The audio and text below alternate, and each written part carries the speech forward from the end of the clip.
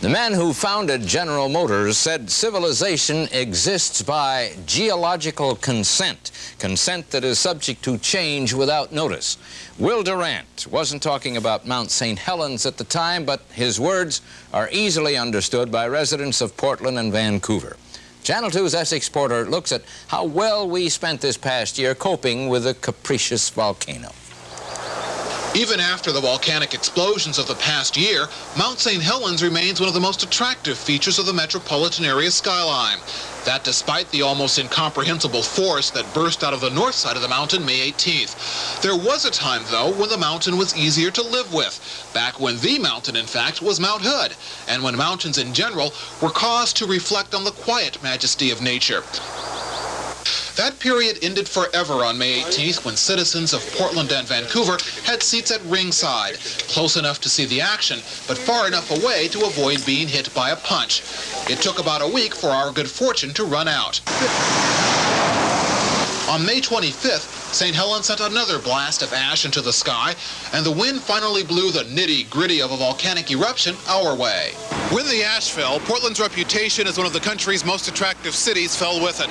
And it looked like the job of rebuilding Portland's image would be just as difficult as sweeping the fine powder from the streets. One of the first things to go was the convention business. The AFTRA, the American Federation of Radio and Television Artists, canceled. That was the first convention to cancel.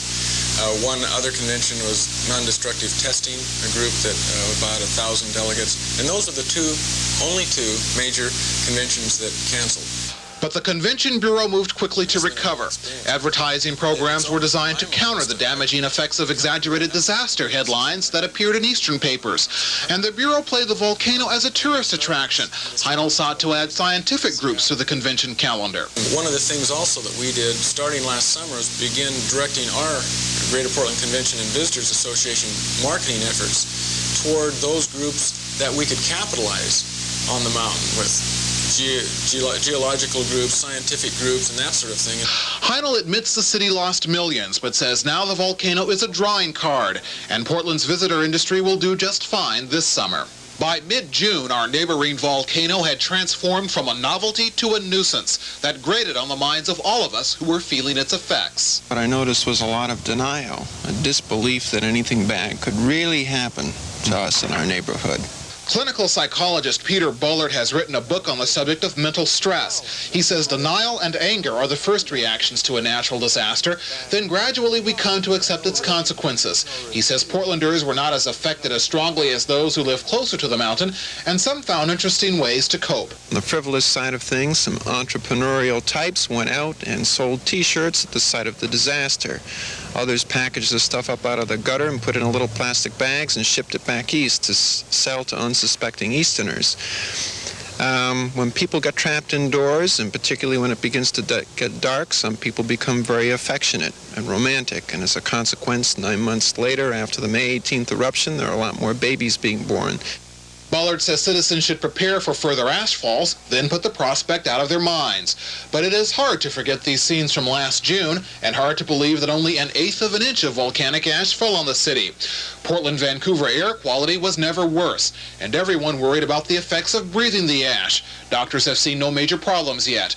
Cleaning up afterwards was a problem. One of the major things that I saw as an elected official was the fact that the city went into a state of shock for several days. But Portlanders soon recovered enough from the shock to clean 40% of the city streets by themselves. And in Vancouver, citizens did even better. Both cities now have emergency plans to handle further ash falls. We are prepared, I think, now for both another ash fallout situation that is of moderate type of amounts. Certainly if we had a massive amount, that could cause a lot of problems. Officials in both cities say the volcano may have had less of a chilling effect on business than originally feared.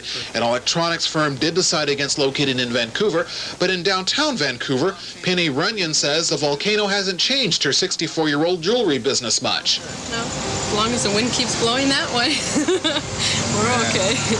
And though population figures are inconclusive, it would appear that a steady stream of outsiders still finds this area of the Northwest an attractive, though sometimes suspenseful place to make a new home. Even on those days when St. Helens can't be seen, its presence can be felt. And in these cities which straddle the Columbia River, her unpredictable potential for mayhem has everyone prepared and hoping that 1 year later, we will be able to cope with whatever happens next. In Portland, Essex Porter, Channel 2 News. Tomorrow, the tourists, from reporter Randy Ripplinger.